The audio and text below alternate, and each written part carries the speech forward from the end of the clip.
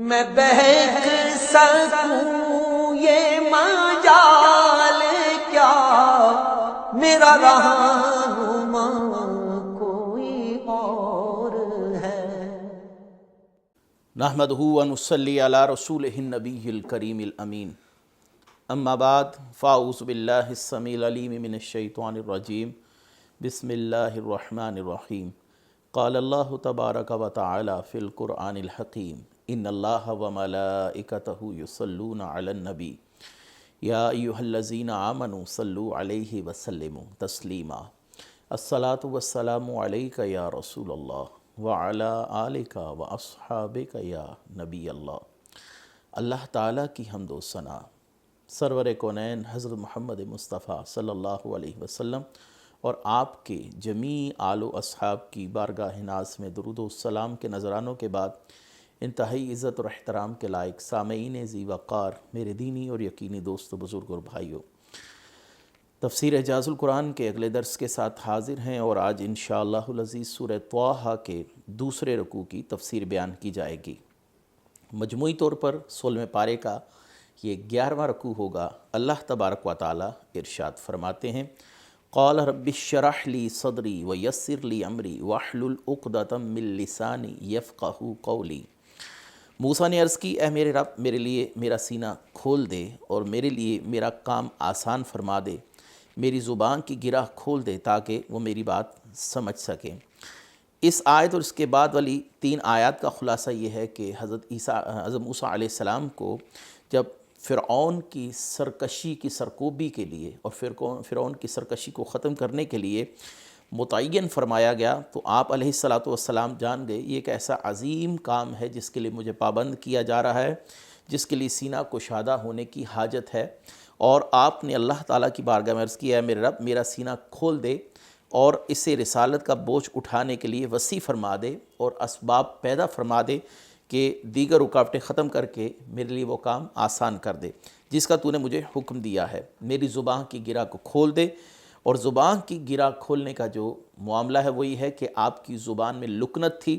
جب آپ بچپن کی حالت میں تھے تو ایک دفعہ آپ نے فرعون کی داڑھی کو پکڑ کر کھینچا، جس سے فرعون کو کافی غصہ آیا، تو فرعون نے آپ کو دیکھتے ساتھ ہی اس بات کا اظہار کیا کہ اپنی زوجہ سے کہنے لگا، اے آسیہ، مجھے محسوس ہوتا ہے یہ وہی بچہ نہ ہو جو میری سلطنت کا خاتمہ کرے گا۔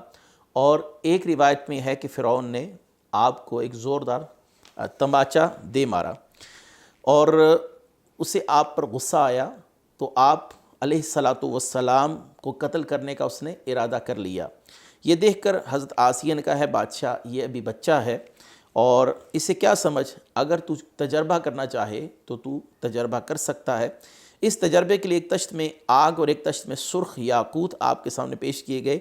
آپ نے یاقوت لینا چاہا، مگر فرشتے نے آپ علیہ السلام کا ہاتھ انگارے پر رکھ دیا اور وہ انگارہ آپ کے منہ میں دے دیا گیا۔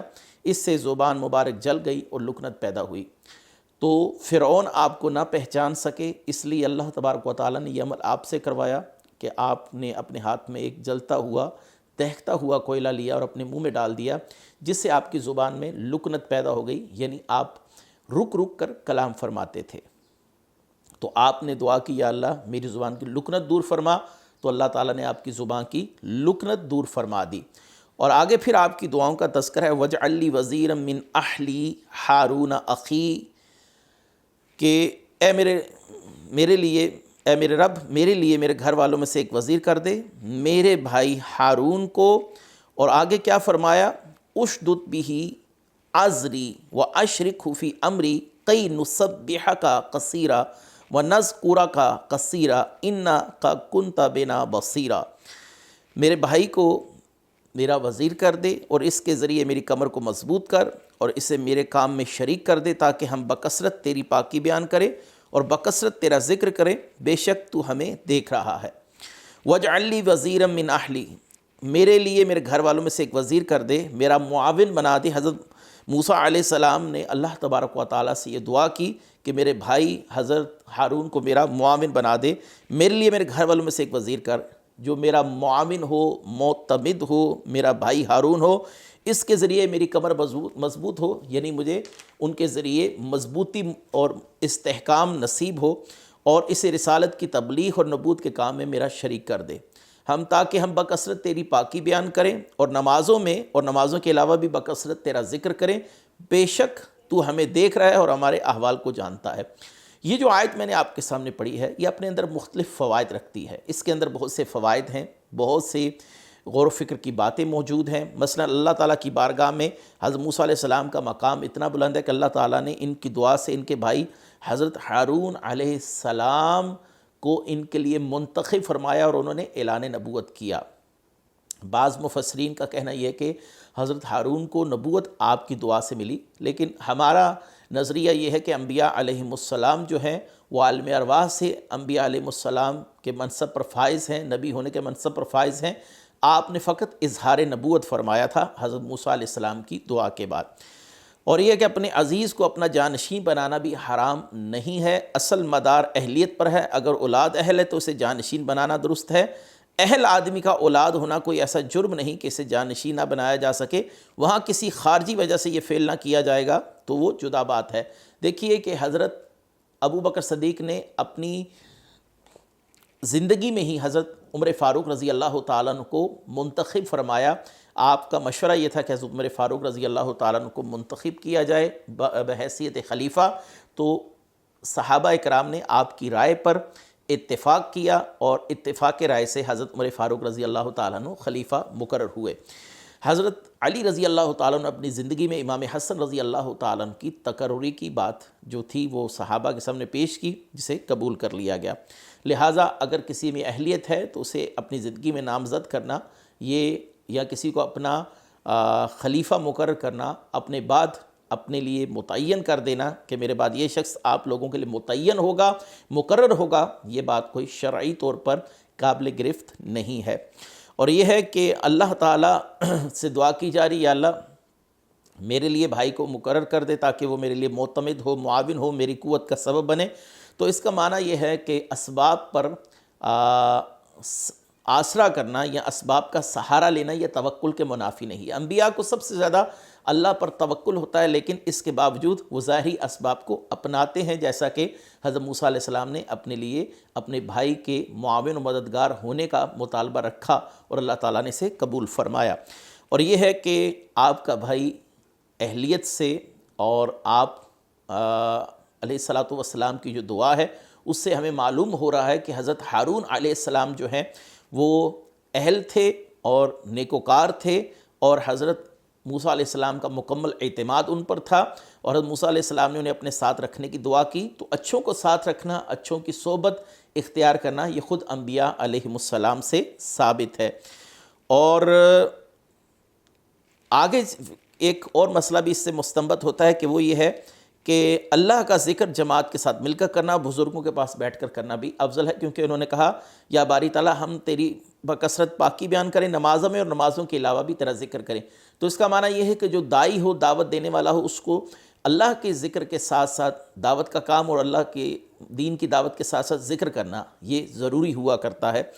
اللہ تعالیٰ نے کیا فرمایا؟ قَالَ قَدْ أُوتِيتَ سُؤْلَكَ يَا موسیٰ، اے اللہ نے فرمایا موسیٰ تیرا سوال تجھے عطا فرما دیا گیا، یعنی جو آپ نے درخواست کی تھی اس پر اللہ تبارک و تعالیٰ نے فرمایا اے موسیٰ تجھے وہ تمام چیزیں عطا کر دی گئیں جن کا تو نے ہم سے سوال کیا تھا۔ آگے فرمایا وَلَقَدْ مَنَنَّا عَلَيْكَ مَرَّةً أُخْرَى، بے شک ہم نے تجھ پر ایک مرتبہ اور بھی احسان فرمایا تھا۔ اس آیت میں گویا اللہ تعالیٰ نے ارشاد فرمایا موسیٰ ہم نے آپ کے سوال کرنے سے پہلے بھی آپ کی مصلحت کی نگہبانی فرمائی، آپ کا خیال رکھا۔ ابھی تو آپ نے دعا کی، ہم نے اسے قبول فرمایا، اس سے پہلے بھی پچھلے زمانوں میں بھی ہم نے آپ کی نگہداشت فرمائی۔ جب آپ کی والدہ نے آپ کو بہایا، آپ کو باحفاظت فرعون کے دربار تک لایا گیا، اور وہاں پر ایک ایسی خفیہ تدبیر فرما دی گئی کہ آپ اپنی والدہ محترمہ کی گود میں واپس آ گئے۔ اللہ تبارک و تعالیٰ نے آپ کو ہر طرح کے شر انگیزی سے فرعون کی محفوظ رکھا۔ 30 سال تک آپ فرعون کے ساتھ اس کے محل میں رہے، اور اس کے بعد آپ کو باحفاظت مدین پہنچا دیا گیا، جس کا تذکرہ آگے آ رہا ہے۔ اللہ تعالیٰ نے گویا جگہ جگہ پر حضرت موسیٰ علیہ السلام پر جو انعامات کیے ان کا تذکرہ ہے کہ ہم نے تم پر پہلے بھی احسان کیا، اب بھی اللہ تعالیٰ احسان کا معاملہ فرما رہے ہیں۔ اذ اوحینا الی امک ما یوحا، اور جب ہم نے تمہاری ماں کے دل میں وہ بات ڈال دی جو اس کے دل میں ڈالی جانی تھی۔ اب دیکھیے اس احسان کا اب تذکرہ شروع ہو رہا ہے، جس کا میں پہلے مختصر سا بیان کر آیا کہ جب حضرت موسیٰ علیہ السلام کی ولادت ہوئی تو اس سال فرعون کا عمل یہ تھا کہ بچوں کو ذبح کر دیا کرتا تھا۔ ایک سال بچوں کو ذبح کرتا تھا اور ایک سال بچوں کو چھوڑ دیا کرتا تھا۔ ایک سال بچوں کو ذبح کرتا اور ایک سال چھوڑ دیا کرتا، تاکہ بنی اسرائیل میری غلامی میں رہیں اور ان کے مرد جو ہیں وہ ہمارے لیے خدمت بجا لاتے رہیں۔ تو حضرت موسیٰ علیہ السلام کی ولادت اس سال ہوئی جب بچوں کو ذبح کرنے کا سال تھا، تو اللہ تعالیٰ نے حضرت موسیٰ علیہ السلام کی حفاظت فرمائی، اور اس بات کی کانو کان کسی کو خبر تک نہ ہو سکی کہ حضرت موسیٰ علیہ السلام کی ولادت ہوئی ہے۔ پھر اس کے بعد آپ کی والدہ محترمہ کے دل میں یہ بات ڈال دی گئی کہ آپ اسے صندوق میں ڈال کر بہا دیجئے، اللہ تعالیٰ انہیں واپس تمہارے پاس ہی لائے گا۔ یہ اللہ تعالیٰ کی خفیہ تدبیر ہے۔ یہاں پر وحی کا لفظ حضرت موسیٰ علیہ السلام کی والدہ محترمہ کے لیے استعمال ہوا، اذ اوحینا الی امک ما یوحا۔ یاد رکھیے جب وحی کا لفظ کسی غیر نبی کے لیے استعمال ہوتا ہے تو قرآن میں اس سے مراد الہام ہوا کرتا ہے، جو کہ اولیاء کرام کے لیے ثابت ہے۔ شریعت کے اندر الہام اولیاء کے لیے اور وحی جو ہے وہ انبیاء علیہم السلام کے لیے ہے۔ جیسے اللہ تعالیٰ نے کہا کہ ہم نے شہد کی مکھی کو وحی فرمائی، اور یہاں پر فرمایا اذ اوحینا الی امک ما یوحا۔ تو یہاں پر بھی جس وحی کا تذکرہ وہ وحی بمعنی الہام ہے کہ ہم نے موسیٰ علیہ السلام کی والدہ کے دل میں بات ڈال دی۔ وہ بات کیا تھی؟ آگے اس کا تذکرہ آ رہا ہے، انقذی فیہ فی التابوت فاقذی فیہ فی الیم فیلقیہ الیم بالساحل یأخذہ عدو لی وعدو لہ وَأَلْقَيْتَ عَلَيْكَ مَحَبَّةً مِّنِّي وَلِتُصْنَعَ عَلَىٰ عَيْنِي، کہ اس بچے کو صندوق میں رکھ کر دریا میں ڈال دے، پھر دریا اسے کنارے پر ڈال دے گا تاکہ وہ اسے اٹھا لے جو میرا دشمن اور اس کا بھی دشمن ہے، اور میں نے تم پر اپنی طرف سے محبت ڈالی تاکہ میری نگاہ کے سامنے تمہاری پرورش کی جائے۔ وَأَلْقَيْتُ عَلَيْكَ مَحَبَّةً مِّنِّي، اور میں نے تم پر اپنی طرف سے محبت ڈالی۔ حضرت عبداللہ بن عباس فرماتے ہیں کہ حضرت موسیٰ علیہ السلام کو اللہ تعالیٰ نے اپنا محبوب بنایا اور مخلوق کا محبوب بھی بنا دیا۔ جسے اللہ تعالیٰ اپنی محبوبیت سے نوازتا ہے تو دلوں میں اس کی محبت پیدا فرما دیا کرتا ہے۔ جیسا کہ حدیث شریف میں وارد ہے کہ اللہ تعالیٰ جب کسی سے محبت کرتا ہے تو اعلان فرماتا ہے جبریل تم بھی اس سے محبت کرو، تمام اہل سما کو بھی بتا دیا جاتا ہے کہ اللہ تعالیٰ اس سے محبت کرتا ہے۔ اہل عرض کے دل میں اس شخص کے لیے مقبولیت رکھ دی جاتی ہے، تو معلوم ہوا کہ اولیاء کرام جیسے سیدنا شیخ عبد القادر جیلانی ہیں، حضور سیدنا داتا گنج بخش رحمۃ اللہ علیہ ہیں، حضور سیدنا پیر مہر علی شاہ صاحب رحمۃ اللہ علیہ ہیں، خواجہ اجمیر رحمۃ اللہ علیہ ہیں، یا سیدنا مجدد الف ثانی رحمۃ اللہ علیہ ہیں، یہ جتنی بھی ذات ببرکات ہیں ان کے لیے دلوں میں محبت پایا جانا، یہ اصل میں اللہ تعالیٰ کی ان سے محبت کی بین دلیل ہے کہ اللہ ان سے محبت کرتا ہے اور ہمارے دلوں میں ان کے لیے محبت پیدا فرما دیتا ہے۔ اور جب ان سے ہم محبت کرتے ہیں، ان سے عقیدت رکھتے ہیں، تو یہ خود ساختہ نہیں ہے، اللہ کی طرف سے ہمارے دلوں میں ڈالی گئی ہے۔ تو حضرت موسیٰ علیہ السلام کو جو شخص بھی دیکھتا وہ آپ سے محبت کرنے لگتا، اور آپ کی آنکھوں میں ایسی ملاحت تھی جسے دیکھ کر ہر دیکھنے والے کے دل میں محبت جوش مارنے لگتی۔ تو اس سے معلوم ہوا کہ محبوبیت اور مقبولیت کا دلوں میں پیدا کرنا یہ اللہ تبارک و تعالیٰ کے قبضہ قدرت میں ہے۔ حضرت موسیٰ علیہ السلام کو جب فرعون نے دیکھا اور اس کی اہلیہ نے دیکھا، حضرت سیدہ آسیہ رضی اللہ تعالی عنہا نے، تو وہ فرعون اور فرعون کی جو زوجہ ہیں یہ دونوں حضرت موسیٰ علیہ السلام پر فدا ہو گئے۔ آپ کے حسن کو دیکھ کر آپ کے پیشانی میں ایسی سعادت کے آثار نمودار تھے کہ جو دیکھتا تھا اس کے دل میں حضرت موسیٰ علیہ السلام کی محبت گھر کر جاتی۔ یہ اللہ کا احسان تھا۔ اللہ تعالیٰ فرماتے ہیں کہ ہم نے جو تم پر پہلے احسان کی، یہ اب اس احسان کی تفصیل چل رہی ہے۔ استمشی اختک فتقول هل ادلکم علی من یکفلہ فرجعنک الی امک کی تقر عینها ولا تحزن وقتلت نفسا فنجیناک من الغم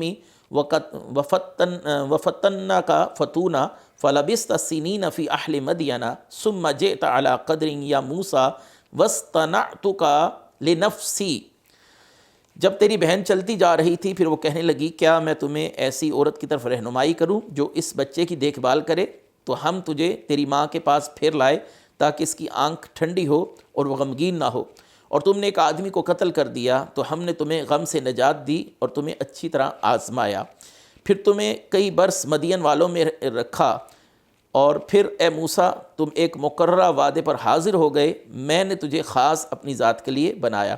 اس تمشی اختو کا، جب آپ کو صندوق میں ڈال کر بہایا گیا تو آپ کی جو ہمشیرہ تھی جن کا نام مریم تھا، وہ صندوق کے ساتھ چلتی جا رہی تھی اور دیکھ رہی تھی کہ یہ صندوق کہاں پہنچتا ہے۔ جب صندوق فرعون کے محل سے گزرنے والی نہر میں جا پہنچا اور حضرت آسیہ اور فرعون نے صندوق کو نکالا تو اس میں ایک ایسے بچے کو پایا جسے دیکھ کر ان کا محبت سے دل بھر گیا اور وہ حضرت موسیٰ علیہ السلام کو اپنا بیٹا بنانے کے لیے آمادہ ہو گئے۔ اب یہاں پر سوال یہ ہوا کہ اس بچے کو دودھ کون پلائے گا، کیونکہ آپ ابھی شیرخوار تھے، تو مختلف دائیوں نے کوشش کی آپ کو اپنا دودھ پلانے کی، لیکن حضرت موسیٰ علیہ السلام نے کسی عورت کا دودھ نہ پیا۔ یہ بھی اللہ کا احسان تھا کہ حضرت مریم جو کہ حضرت موسیٰ علیہ السلام کی ہمشیرہ تھی، انہوں نے خود ہی فرعون کے دربار میں اس بات کا اظہار کیا کہ میں ایک ایسی دائی کو جانتی ہوں جو اس بچے کو دودھ پلائے گی تو یقیناً یہ بچہ دودھ پی لے گا، کیونکہ وہ عورت بہت نفیس ہے، خود کو پاک صاف رکھتی ہے۔ لہٰذا حضرت موسیٰ علیہ السلام کی والدہ کو بلوایا گیا اور حضرت موسیٰ علیہ السلام نے اپنی والدہ محترمہ کا دودھ تناول فرمایا، تو اللہ تعالیٰ کا وعدہ پورا ہوا۔ اللہ تعالیٰ اپنی خفیہ تدبیر کے تحت حضرت موسیٰ علیہ السلام کو آپ کی والدہ محترمہ کے پاس واپس لے کر آئے، تو یہ اللہ تعالیٰ کا جو وعدہ تھا وہ پورا ہوا۔ آگے کیا ہے؟ وَقَتَلْتَ نَفْسًا فَنَجَّيْنَاكَ مِنَ الْغَمِّ وَفَتَّنَّاكَ فَتُونًا، اور تم نے ایک آدمی کو قتل کر دی۔ یہاں سے حضرت موسیٰ علیہ السلام کا گزشتہ زمانے میں ہونے والا ایک اور واقعہ ہے جس کا تذکرہ کیا جا رہا ہے کہ حضرت عبداللہ بن عباس فرماتے ہیں کہ حضرت موسیٰ نے فرعون کی قوم کے کافر کو مارا تھا تو وہ مر گیا۔ اس پر آپ علیہ السلام کو فرعون کی طرف سے اندیشہ ہوا تو اللہ تعالیٰ نے آپ کو قتل کے غم سے نجات دی اور آپ نے فوراً ہی مصر چھوڑا اور وہاں سے 144 میل کے فاصلے پر مدین ہے، وہاں پر تشریف لے گئے۔ وَفَتَنَّاكَ فَتُونًا، اور تمہیں اچھی طرح آزمایا۔ حضرت عبداللہ بن عباس کہتے ہیں فتون کا معنی ہے ایک آزمائش کے بعد دوسری آزمائش میں مبتلا ہونا۔ اللہ تعالیٰ نے آپ کو ان آزمائشوں سے نجات عطا فرمائی۔ پہلی آزمائش یہ تھی کہ آپ کی والدہ محترمہ کو اسی سال حمل ہوا جس سال فرعون بچوں کو ذبح کرتا تھا۔ دوسری آزمائش یہ تھی کہ آپ کو دریائے نیل میں ڈال دیا گیا۔ تیسری آزمائش یہ تھی کہ آپ نے والدہ کے سوا کسی کا دودھ قبول نہ کیا۔ چوتھی آزمائش یہ تھی کہ بچپن میں فرعون کی داڑھی کھینچی جس کی وجہ سے اس نے آپ کے قتل کرنے کا ارادہ کر لیا۔ اور پانچویں آزمائش یہ تھی کہ آپ نے موتی کے بدلے انگارہ منہ میں لے لیا۔ اور چھٹی آزمائش یہ تھی کہ آپ نے ظالم قبطی کو تھپڑ مار کر ہلاک کر دیا اور فرعون کے خوف سے آپ مدین کی طرف تشریف لے گئے۔ فَلَبِثْتَ سِنِينَ فِي أَهْلِ مَدْيَنَ، تم کئی برس مدین میں رہے۔ مدین میں نے جیسا کہ پہلے عرض کیا کہ 144 میل کا فاصلہ ہے، تو وہاں پر آپ نے کم و بیش 10 سال گزارے۔ وہاں پر حضرت شعیب علیہ السلام کی جو بیٹی ہیں سیدہ صفورہ، ان سے آپ کا نکاح ہوا۔ اور جب آپ کی عمر مبارک 40 برس ہوگی، ثم جئت علی قدر یا موسیٰ، پھر تم ایک مقررہ وعدے پر حاضر ہو گئے، یعنی آپ کی عمر کے 40ویں سال، جب 40 سال مکمل ہوئے، یہ وہ سال ہے کہ اس میں انبیاء علیہ السلام اعلان نبوت فرماتے ہیں۔ وَاصْطَنَعْتُكَ لِنَفْسِي، میں نے تجھے خاص اپنی ذات کے لیے بنایا، اور ارشاد فرمایا موسیٰ میں نے تجھے خاص اپنی وحی اور رسالت کے لیے منتخب فرمایا تاکہ میرے ارادے اور میری محبت کے مطابق تصرف کرے اور میری حجت پر قائم رہے، میرے اور میری مخلوق کے درمیان خطاب پہنچانے والا ہو۔ اگلی آیت ہے اذهب انت واخوك بآیاتی ولا تنی فی ذکری اذهبا الی فرعون انه طغی، تم اور تمہارا بھائی دونوں میری نشانیاں لے کر جاؤ، میری یاد میں سستی نہ کرنا، دونوں فرعون کی طرف جاؤ، بے شک اس نے سرکشی کی ہے۔ حضرت موسیٰ علیہ السلام کو حکم دیا جا رہا ہے کہ آپ اپنے بھائی کو فرعون کے دربار میں لے جائیے، اور جو اللہ تعالیٰ نے آپ کو نشانیاں دی ہیں، یعنی آپ کا عصا جب زمین پر ڈالا جائے تو وہ اژدہا بن جائے، اور جب آپ اپنا ہاتھ بغل میں داخل کرتے تو وہ روشن ہو جاتا جیسے کہ سورج چمک رہا ہو۔ آپ ان نشانیوں کے ساتھ جائیے اور اس کی سرکشی کو ختم کیجئے۔ اور اللہ تعالیٰ نے ساتھ ہی فرمایا ولا تنی فی ذکری، اور میری یاد میں سستی نہ کرنا۔ اس کا معنی یہ ہے کہ انسان کو ہر حال میں اللہ کا ذکر کرتے رہنا چاہیے۔ سیدہ عائشہ کی حدیث مبارکہ صحیح بخاری میں موجود ہے کہ رسول اللہ صلی اللہ علیہ وسلم ہر حال میں اللہ تعالیٰ کا ذکر کیا کرتے تھے، خوشی کا موقع ہو، غم کا موقع ہو، رات ہو، دن ہو، آپ صلی اللہ علیہ وسلم کثرت سے اللہ کا ذکر کرتے۔ وہ بصورت نماز ہوتا یا بصورت لسانی ذکر ہوتا، آپ صلی اللہ علیہ وسلم کی زبان اقدس ہر وقت اللہ کے ذکر سے تر رہتی، اور نماز میں آپ طویل قیام فرماتے، اللہ کا ذکر کثرت سے فرماتے، حتیٰ کہ قدمین مبارک بھی سوج جاتے۔ آگے فرمایا فَقُولَ لَهُ قَوْلًا لَيِّنًا لَعَلَّهُ يَتَذَكَّرُ او یخشا، تو تم اس سے نرم بات کرنا اس امید پر کہ شاید وہ نصیحت قبول کر لے یا ڈر جائے۔ یعنی جب تم فرعون کے پاس جاؤ تو اس سے نرمی کے ساتھ نصیحت کرنا۔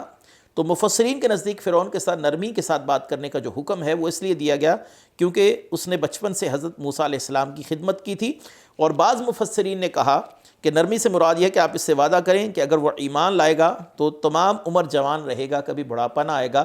یہ بات سن کر فرعون کو کافی خوشی ہوئی، اس نے حضرت موسیٰ علیہ السلام سے کہا میں اپنے وزیر حامان سے اس متعلق مشورہ کروں گا، اگر اس نے حامی بھری تو پھر میں آپ کی دعوت قبول کرنے کے لیے تیار ہوں۔ لیکن حامان نے کہا کہ یہ کام قطعاً نہ کرنا، کیونکہ خود کو جوان کرنا اور خود کو اللہ تعالیٰ کا بندہ بنانا یہ تمہارے لیے تنزلی ہے، ابھی تو تم خدائی کے دعوے دار ہو اور پھر تم اپنے آپ کو جوان رکھنے کے لیے خود کو بندہ بنا رہے ہو۔ یہ عجیب تنزلی ہے کہ خدائی کے دعوے سے انسان نیچے آ جائے اور خود کو ابدیت کے دائرے میں محصور کر لے۔ فرعون نے کہا یہ بات تو ٹھیک ہے، تو فرعون نے حضرت موسیٰ علیہ السلام کی دعوت کو قبول نہیں کیا۔ اور یہاں پر ہے نرمی سے بات کرنا، تو یاد رکھیے دین کی تبلیغ کرنے والوں کے لیے نرمی جو ہے یہ سب سے بڑی چیز ہے، سب سے اہم چیز ہے، کیونکہ آپ جب کسی کے ساتھ سختی سے کلام کریں گے تو وہ آپ کی دعوت کو قطعاً قبول نہیں کرے گا۔ ایک حدیث مبارکہ نبی کریم صلی اللہ علیہ وسلم کی مسلم شریف میں ہے، حضرت عائشہ فرماتی ہیں کہ نبی کریم صلی اللہ علیہ وسلم نے ارشاد فرمایا نرمی جس چیز میں بھی ہوتی ہے وہ اسے خوبصورت بنا دیتی ہے، اور جس چیز سے نرمی نکال دی جاتی ہے اسے بدصورت کر دیتی ہے۔ اگلی آیت ہے قال ربنا اننا نخاف ان یفرط علینا او ان یطغى قال لا تخافا اننی معاکما اسمع وارى۔ دونوں عرض کیے اے ہمارے رب، بے شک ہم اس بات سے ڈرتے ہیں کہ وہ ہم پر زیادتی کرے گا یا سرکشی سے پیش آئے گا۔ اللہ نے فرمایا تم ڈرو نہیں، بے شک میں تمہارے ساتھ ہوں، میں سن رہا ہوں اور دیکھ بھی رہا ہوں۔ جب حضرت اللہ تعالیٰ نے موسیٰ علیہ السلام کو یہی وحی فرمائی، اس وقت حضرت ہارون علیہ السلام مصر میں تھے۔ حضرت موسیٰ علیہ السلام جو ہیں وہ حضرت ہارون علیہ السلام کو لے کر اپنے ساتھ اپنی معیت میں فرعون کے دربار میں جا پہنچے۔ یہاں سے ایک اور بات بھی یاد رکھیے کہ موذی جانور سے خوف کرنا یا کسی موذی شخص سے طبعی طور پر خوف محسوس کرنا یہ شان انبیاء کے قطعاً منافی نہیں ہے، توکل کے خلاف نہیں ہے۔ اب آپ کے ذہن میں یہ سوال آئے گا کہ بہت سی آیات میں ہے لا خوف علیہم ولا ہم یحزنون، اس کا ایک جواب تو یہ دیا گیا کہ وہ اللہ کا خوف ہے جو قیامت کے دن ہے، یعنی اللہ تبارک و تعالی انہیں اس خوف سے مستغنی کر دے گا کہ انہیں اٹھا کر جہنم میں پھینکا جائے گا، تو اس سے مراد ہے قیامت کے دن انہیں جہنم میں بھیج جانے کا خوف۔ اب یہ جو یہاں پر خوف ہے یہ ہے ظاہری اسباب سے خوف، یا کسی موذی شخص کے شر سے بچنے کا خوف، یا کسی جانور سے بچنے کا خوف جو ہے یہ انبیاء علیہ السلام اولیاء کرام میں پایا جاتا ہے۔ اصل میں اس کے پیچھے بڑی وجہ یہ ہوتی ہے کہ کوئی شخص بھی ان چیزوں سے جب خوف محسوس کرتا ہے تو وہ اصل کارساز تو اللہ ہی کو مانتا ہے، لیکن وہ اللہ کی خفیہ تدبیر سے ڈر رہا ہوتا ہے کہ اللہ تعالیٰ اس شے کو یا اس شخص کو مجھ پر مسلط نہ فرما دے۔ اصل میں تمام معاملہ تو اللہ تعالیٰ کے ہاتھ میں ہے۔ اب کوئی شخص تو اللہ کی خفیہ تدبیر پر آگاہ نہیں ہے، اسے جانتا نہیں ہے کہ اللہ تعالیٰ اسے میرے ساتھ کس معاملے کا آگے چلائے گا، اس کے ساتھ میرا معاملہ اللہ اس کو مجھ پر غالب کر دے گا، یا اللہ اس کے ذریعے مجھے نقصان نہ پہنچا دے، یا اللہ تعالیٰ اس کو کسی طرح کے میرے لیے شر کا سبب نہ بنا دے۔ تو یہ تمام چیزیں ان لوگوں کی نظر میں ہوتی ہیں، وہ اصل میں اللہ ہی سے ڈرتے ہیں، لیکن یہ بظاہر اسباب ہیں، ان سے بھی خوف محسوس کرنا اصل میں اللہ ہی سے خوف محسوس کرنا ہوا کرتا ہے۔ آگے آیت ہے فَأْتِيَهُ فَقُولَا إِنَّ رَسُولَ رَبِّكَ فَأَرْسِلْ مَعَنَا بَنِي إِسْرَائِيلَ وَلَا تُعَذِّبْهُمْ قَدْ جِئْنَاكَ بِآيَاتٍ مِّن رَّبِّكَ وَالسَّلَامُ عَلَىٰ مَنِ اتَّبَعَ الْهُدَىٰ إِنَّ قَدْ أُوحِيَ إِلَيْنَا أَنَّ الْعَذَابَ عَلَىٰ مَنْ كَذَّبَ وَتَوَلَّىٰ۔ بس تم اس کے پاس جاؤ اور کہو کہ ہم تمہارے رب کے بھیجے ہوئے ہیں، تو بنی اسرائیل کو ہمارے ساتھ بھیج دے، انہیں تکلیف نہ دے، بے شک ہم تیرے رب کی طرف سے ایک نشانی لائے ہیں، اس پر سلامتی ہو، جو ہدایت کی پیروی کرے، بے شک ہماری طرف وہی ہوتی ہے کہ عذاب اس پر ہے جو جھٹلائے اور منہ پھیرے۔ فرعون نے عرصہ دراز سے بنی اسرائیل کو اپنا غلام بنا رکھا تھا اور ان سے سخت مشقت والا کام لیا جاتا تھا، ان کے بچوں کو ذبح کر دیا جاتا تھا۔ تو حضرت موسیٰ علیہ السلام نے جا کر جو بات کہی وہ یہ تھی کہ انہیں تکلیف نہ دے، ہم اللہ کی طرف سے معجزات لے کر ہیں جو ہماری نبوت کی دلیل ہے۔